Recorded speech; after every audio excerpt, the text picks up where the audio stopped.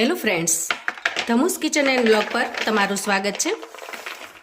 મિત્રો, ખાસ કરીને શ્રાવણ મહિનાની શરૂઆત થાય એટલે ઓળા શીંગ આવવા માંડે છે. અને આ ઓળા શીંગ બધાને એટલી બધી પસંદ હોય છે કે નાના મોટા સૌ હોંશે હોંશે ખાય છે.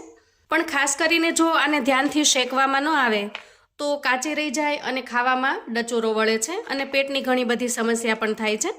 નાના બાળકોને કે મોટા વડીલોને પણ જો કાચી રહી ગયેલી શીંગ ખાવામાં આવે તો પેટમાં અપચો થાય છે અથવા તો પેટને લગતા પ્રશ્નો પણ થાય છે. તો આજે આ શીંગને આપણે ખૂબ સરસ રીતે અને સરળ રીતે કઈ રીતે શેકી શકીએ એ રીત હું તમારી સાથે શેર કરું છું. એકદમ સરળ છે, ખૂબ જ ઝડપથી બની જાય છે અને 100% ગેરંટી છે મિત્રો કે શીંગનો એક એક દાણો ખૂબ સરસ રીતે શેકાઈ જાય છે. મોટાભાગે શીંગને આપણે આ રીતે લોટીની અંદર, જેમાં આપણે રોટલી બનાવીએ છીએ એ લોટીની અંદર અથવા તો તાવડીની અંદર શેકતા હોઈએ, જે જૂની ટ્રેડિશનલ રીત છે. અને જો લોટીમાં કે તવીમાં ન શેકો તો આ રીતે તમે કોઈ બાઉલની અંદર શેકતા હશો તો એમાં પણ એ પ્રશ્ન થાય કે નીચેની શીંગ છે એ ઝડપથી શેકાઈ જાય છે, જ્યારે ઉપરની શીંગ છે એને શેકાતા ખૂબ વાર લાગે છે. તો આ બંને રીતની અંદર શીંગ આપણે સંપૂર્ણ રીતે શેકી શકતા નથી, થોડી ઘણી તો કાચી રહી જ જાય છે. તો ચાલો શીંગ શેકવાની એ સરસ મજાની ટ્રીક જોઈ લઈએ, જેમાં શીંગનો એક એક દાણો ખૂબ સરસ રીતે શેકાઈ જાય છે. તો સૌથી પહેલાં તમારે જેટલી શીંગ શેકવાની છે એટલી શીંગને અલગ કાઢી લેવાની અને ત્યાર પછી એના અંદરથી કોઈ પણ ખરાબ દાણો હોય તો એને આપણે કાઢી લેવાનો, જેમ કે આવા દાણા હોય. ત્યાર પછી આપણે પાણી નાખી અને શીંગને ખૂબ સારી રીતે ધોઈ લેવાની છે. તો મોટા ભાગે શું થતું હોય કે ઘણા લોકો છે એ શીંગને ધોઈને પછી શેકતા હોય છે, જ્યારે ઘણા છે એ સીધી માટી સાથે શેકતા હોય છે. પણ જો માટી કાઢી લેશો ને તો શીંગ શેકવાની ખૂબ સરળતા રહેશે, કેમ કે શીંગ ઉપરની જે માટી છે એ ચોંટેલી હશે તો શીંગ શેકવામાં તકલીફ પડે છે, એના ઉપર કોટ થઈ જાય છે માટી. તો આ રીતે સૌથી પહેલાં સારી રીતે ધોઈ લેવાની અને એની ઉપરની બધી જ માટી કાઢી લેવાની. હું અહીંયા વિડીયોમાં બતાવવા માટે આ રીતે ધોઈ રહી છું, બાકી તમે ગેંડી નીચે રાખી અને ખૂબ સરસ રીતે 4 થી 5 વખત પાણી લઈ અને ધોઈ લેવાનું. ધોયા પછી આપણે આવી કોઈ કાણાવાળી પ્લેટ અથવા તો ખમણીની અંદર શીંગને કાઢી લઈએ, જેથી બધું જ પાણી નીતરી જાય. મિત્રો, આ બધા સ્ટેપ તમને સામાન્ય લાગે છે, પણ એક વખત જો બધા સ્ટેપ પ્રમાણે બનાવશો તો પછી હંમેશા આ રીતથી બનાવવાનું પસંદ કરશો. જુઓ, અહીંયા મગફળી સારી રીતે ધોઈ તો લીધી છે, પણ આપણે મગફળીને શેકવાની છે, એટલે કે બાફવાની નથી. આના અંદર જો ભેજ હશે, પાણી હશે તો એ બફાવા લાગશે. તો સૌથી પહેલાં આપણે મગફળીનું ઉપરનું જે પાણી છે એને દૂર કરી લઈએ. તો અહીંયા મગફળીને લૂછવા માટે સરસ એવો નેપકિન લઈ લઈએ અથવા તો કોટનનો કોઈ ટુકડો લઈ લઈએ અને આ રીતે તમારે લૂછી લેવાની છે. તમારી પાસે જો સમય હોય તો આને 2 થી 5 મિનિટ માટે પંખા નીચે પણ મૂકી શકો છો. એમ કરવાથી પણ ઉપરનું બધું જ પાણી સારી રીતે ઉડી જશે. અને જો ઇન્સ્ટન્ટ ઝડપથી શેકવી હોય તો આ રીતે તમારે નેપકિનથી લૂછી લેવાની. જુઓ, તરત જ એના ઉપરનું પાણી દૂર થઈ જાય છે. હવે આપણે કુકર લઈશું. તો અહીંયા કોઈ પણ કુકર તમે લઈ શકો છો, એલ્યુમિનિયમનું અથવા તો સ્ટીલનું.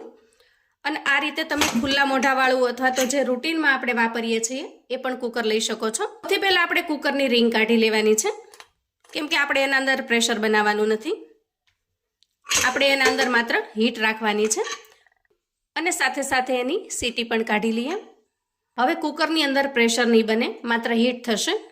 ત્યાર પછી તૈયાર થયેલી શીંગને એમાં ટ્રાન્સફર કરી દઈએ. અહીંયા શેકવા માટે વધારેમાં વધારે તમારે અડધું કુકર ભરવાનું છે, એનાથી બહુ વધારે ફૂલ નહીં ભરવાનું. આનાથી મોટું કુકર હોય તો પણ તમારે એ રીતે ભરવાનું છે. અહીંયા હું તમને બતાવી દઉં કે આપણે ઓળા શીંગ લીધેલી છે. જુઓ, આ શીંગને આપણે બાફીને કે શેકીને ખાવાનું ખૂબ પસંદ કરીએ છીએ. ત્યાર પછી એના ઉપર ઢાંકણ ઢાંકી દઈશું અને હવે આપણે ગેસ તરફ જઈશું અને આ રીતે ગેસ ઉપર આપણે કુકરને મૂકી દઈશું. અંદાજે 3 થી 4 મિનિટમાં મગફળી ખૂબ સરસ રીતે શેકાઈ જાય છે. વચ્ચે થોડી વારે આપણે કુકરને ચલાવી લેવાનું છે, જે હું તમને આગળ બતાવું છું. હવે જુઓ, અંદાજે અડધી કે પોણી મિનિટ થાય એટલે આપણે કુકરને આ રીતે ચલાવી લેવાનું. ગેસ ઉપર મૂકી દેવાનું. ગેસની ફ્લેમને તમે અહીંયા હાઈ પણ રાખી શકો છો, લો પણ રાખી શકો છો. જેટલી લો રાખશો એટલો સમય વધારે લાગશે અને હાઈ ફ્લેમ ઉપર 5 મિનિટ કરતાં પણ ઓછા સમયમાં તૈયાર થશે.